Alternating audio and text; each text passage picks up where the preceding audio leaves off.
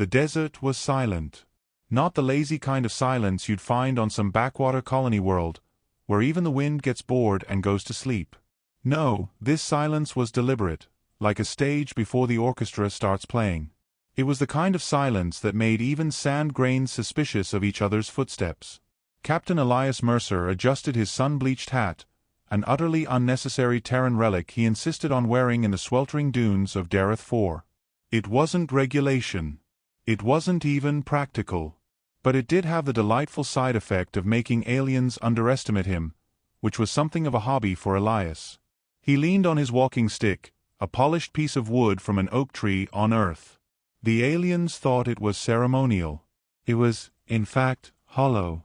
Inside, carefully tucked away, was a plasma burst charge. Elias called it Plan B. "Captain," said Drillex, his four-eyed insectoid liaison, nervously shifting his wings. "Our scanners indicate something beneath the sand. Ancient wreckage. Could be Zeltar origin." Elias smiled, the kind of easy, warm smile that humans used when they wanted to appear harmless. "Wreckage, you say? Well, my dear Drillex, nothing says archaeological picnic like an unmarked alien death trap buried under several thousand tons of sand." The insectoid twitched. "You joke." "Oh no," Elias said lightly, brushing sand off his trousers. "I'm just giving you a polite preview of your obituary." The silence of the desert deepened, as though it were listening. And then, faintly, a vibration thrummed beneath their boots. At first, the vibration was subtle. Like a hum. Like a half-forgotten tune you only remember when the orchestra warms up. The alien delegation, half a dozen species, all towering in stature, dripping with evolutionary smugness, gathered around their human guide. They had insisted on his presence, of course. "Humans are good at finding trouble," they had said. "Better to bring one as a canary." Elias had politely declined the metaphor of being a canary, suggesting instead that he was more of a wolf in the henhouse. They had laughed then. They weren't laughing now. The sand trembled.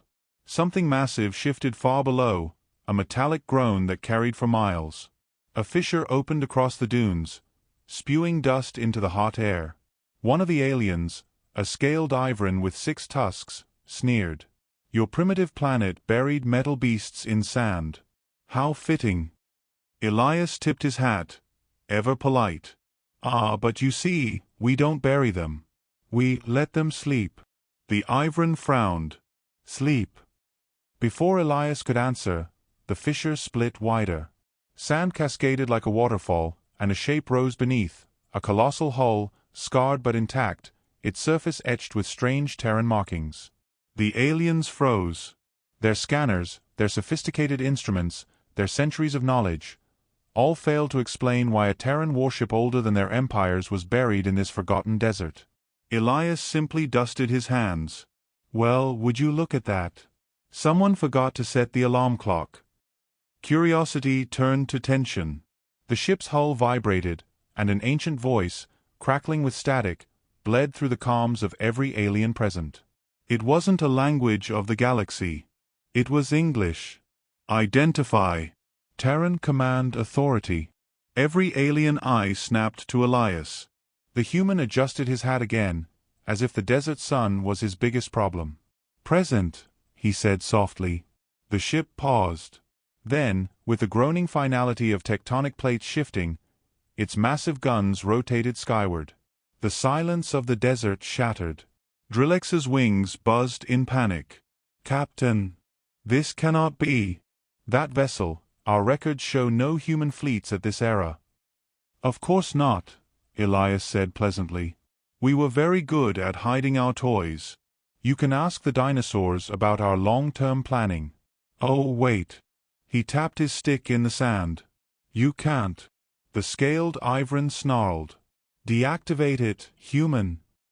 "Oh, I could," Elias said, his voice gentle, almost apologetic. "But then it wouldn't be fun. And I do so enjoy watching galactic superpowers soil themselves."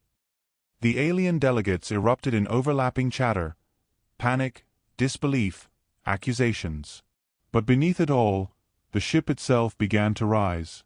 Sand cascaded off its armored hide as thrusters, dead for centuries, flickered with blue flame. And then the voice returned. Command authority recognized. Awaiting instructions. Elias finally dropped his smile. Just a little. Enough for the aliens to see a flicker of the predator that had once ruled Earth's wars. Well now, isn't that polite? After all these years, it still remembers who's in charge. Conflict sparked. The alien delegation wasn't united. They never were. The scaled Ivran wanted to destroy the ship. The insectoid Drillex wanted to study it.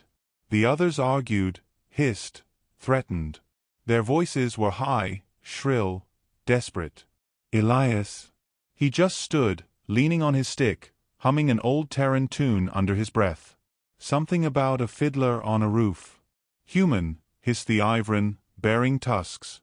If you do not shut this relic down, we will. By all means, Elias said, waving magnanimously. Step right up. I'll even count you in. 1. He tipped his hat. 2.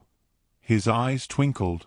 Do you want to guess what comes next, or shall I surprise you? The Ivran hesitated. The ship's guns shifted slightly, just enough to draw a long shadow across the scaled alien's chest. He went very still. 3. Elias finished softly. The guns hummed. No one moved. That was when the desert answered. Not just the ship this time. The ground itself rumbled like a giant clearing its throat. A second fissure opened, wider than the first, and something older, deeper, began to stir. Elias tilted his head, listening. Ah! I did wonder if it was alone down there. The alien stared at him in horror. There are more. Oh, Elias said pleasantly, his voice carrying the polite menace that made every word feel like a threat wrapped in silk. We humans never build just one of anything. That would be inefficient. The ground thundered. Across the horizon, more dunes began to shift.